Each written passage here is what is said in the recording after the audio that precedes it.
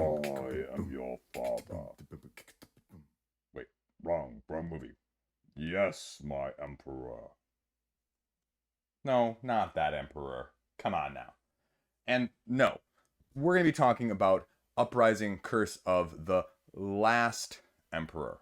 And that's not an alternative name for the latest Star Wars sequel. That is a hit game, 4X cooperative, hard as nails from Nemesis.Games. This beauty right here, this massive mother of a game, this is in the process of being played everywhere now. So what do you need to know about this massive mother of 4X co-op game? If that's not a mouthful already. Well, let's talk things you need to know to help you decide whether or not this game is right for you. Let's go. Let's do this. Point number 1. The first thing you need to know about this game. Like I said, 4X cooperative, but in all of that, wrapped up in this pretty box, this enigma of a cooperative, slaying your enemies, action choice selection game, this is an extremely, extremely difficult game. This game does not handhold. This game just throws you right into the fire, trial by fire, and you learn as you go how difficult this game is going to be managing. Whether it is the Imperial, whether it is the Chaos and the Horde, they just throw things at you from the get-go. And they do not ramp things up. It is 60 miles an hour from the very first round. Now, again, though, it's also not soul-crushingly, bone-smashingly hard. It is hard for not the sake of being hard, but hard to provide you with a challenge, Robinson Crusoe-esque hard. And if you are looking for something like that, oh, Aeon's End is too easy. Last Bastion's too easy. Ghost Stories, I play that with my eyes closed. This is the game for you, but it's cooperative again. And so you have to be knowing that. Point number 2 that you need to know. There's randomness. This is a lot of dice, folks. You are rolling a lot of dice on a daily turn-by-turn basis, especially when you are battling those other monsters from the Imperial or the Chaos and the Horde or the Skeletons, whatever it may be. Even if it's just garrisons, you are battling through dice. Now, again, some of you are going to love that. Some of you may be turned off, but do not avail, do not be afraid, because you have ways to mitigate. The item deck, the actions, the feats allow you ways to, when you're shaking these dice all around, in order to give you the best chance of getting the sides of these colored dice that you need. Again, sometimes you're rolling your dice, the bad guys are rolling their dice, and you're just going to roll bad. And are you okay with that? It's what this game is in a nutshell. How well can you deal with the blows that are dealt to you? Whether it is 3 more Imperials being put out on the board at the same time, that skeleton that you thought was alone now spawns a horde, or you just roll poorly and a battle goes from the cusp of victory to the cusp of defeat. Also, on that whole side of things, we also have the hex tiles. That these hex tiles are just randomly placed down for the most part. But it also sometimes surprises you and gives you good stuff. And so you just need to, okay, am I okay with this? It does it in a way that, again, is not overwhelmingly, frightful and scary, but it does it in a way that is thoughtful and nuanced while giving you that controlled chaos at the same time. Point 3 here. These are your factions, the faction boards that you are going to be playing through.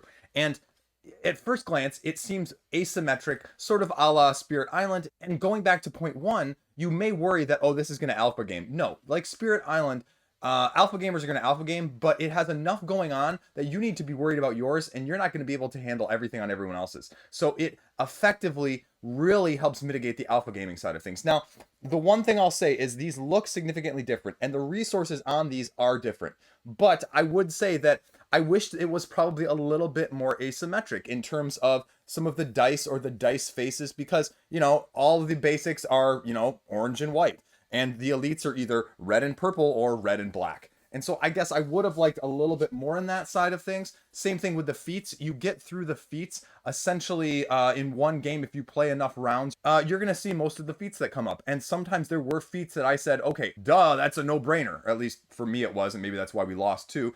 Let's play counterpoint on that.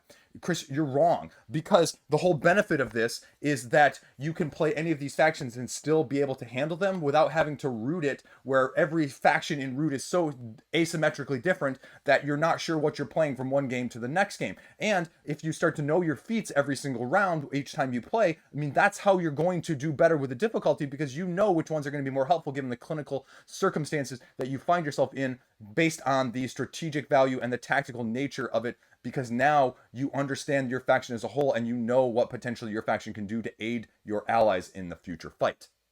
And that's also a very positive of not having too much in there in the first place. Now, again, on the item deck side of things, I only got through about 10% of the item deck, because the item deck is massive, and I would love the ability to have more of those in the first place, because those are some cool things. That is probably one of my favorite parts about this game. Now, point 4, I will say this. This game, although it is complex, although the rule book is long, although the board space is massive, you see this thing right here along the side. This is an amazing thing. More games need to do this. This runs you through the full phases of the whole game. You can literally just crawl down this round by round, phase by phase, and know how to play the game in terms of what's next and what's going on and when do we do things, as long as you know a little bit of the nuances. And this is just a freaking great feature of a game. Freaking great features of this game as well. The production of this cannot be understated. The value of having these factions already put away is great. This is probably second to maybe only Roxley's in terms of the inserts that I have seen in any game, period. This is that good, if that matters to you. But going back to the production side of things, these standees are freaking fantastic. Freaking amazing. I cannot get enough of these. More games need to have this, because as big as that box is that I showed you at the beginning, it's also very well contained for what it is, because it's honestly probably taking up more space because of how the insert is designed rather than the actual space that's needed. But this reduces so much overhead. We're talking, probably 50% overhead with these standees, and they pop on the board. They look amazing. The production value, the oomph, wow, that looks really cool, is there. You don't need gray chunks of plastic. Another point that needs to be said, the Horde, the Legions, the Chaos that you're going to be fighting against, we were surprised because we got through in a 4-round game. Almost every single standee wearing non-minion guy got out there. And so I have mixed feelings on that, because at the same time, sort of like the feats, well, it's nice to know, because then you know the meta, you know everyone that's in the deck, so you can start planning. Okay, I know that this guy's coming up, I know they're going to be aware of this, and I know we're going to have to handle this. At the same time, sort of like the item deck, I kind of wish there was a little bit of a surprise, like, oh man, Aeon's End, I only got through like one of these guys, and I wonder how asymmetrically different it is going to be next game, because I only see 25% of them in every game, or 10% of them in every game. So the wonder and the amazement that's in there, and so depending on how you like that aspect of things, because at the same time, don't get me wrong, they're going to come out in a completely different order every single time, and based on the event cards that go in every single round, different things mechanically are going to happen. So the event cards are more of the difference rather than the guys, because if you had that many different guys at the same time, I think it would be impossible difficulty-wise, and not knowing what else could be in the deck. And so it's sort of just something, again, you need to know. And I would say, again, going back to what I said earlier in terms of the round length, it plays up to 4 rounds, and you can do it shorter if you want. But realistically, the one other concern or question we had after playing it was, if you play with more people, there's not a ton of stuff that scales in the game.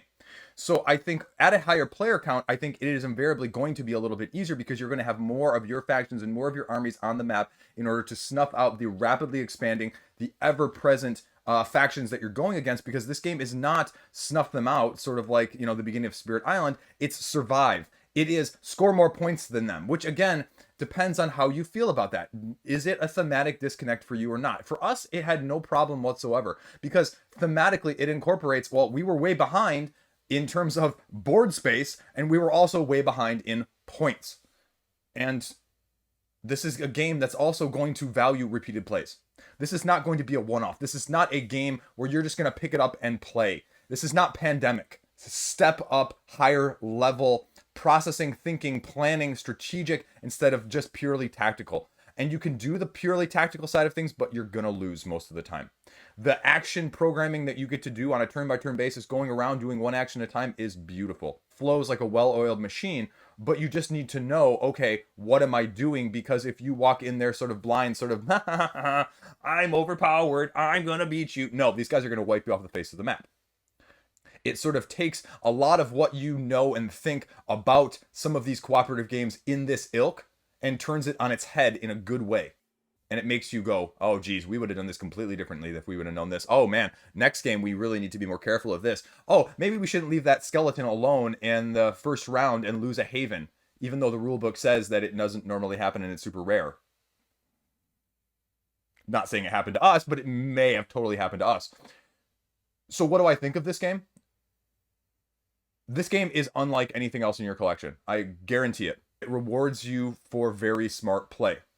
It also punishes you for bad dice rolling.